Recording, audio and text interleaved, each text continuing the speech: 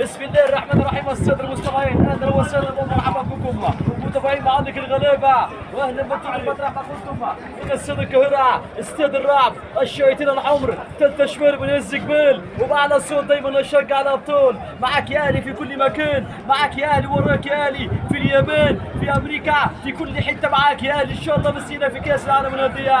اي شياطين حمر، اي فانلة حمراء، اي روح، اي اهلي، اي خطيب، اي ثلاث اشمال من الزقبال، وعلى صوت دايما نشجع على الابطال.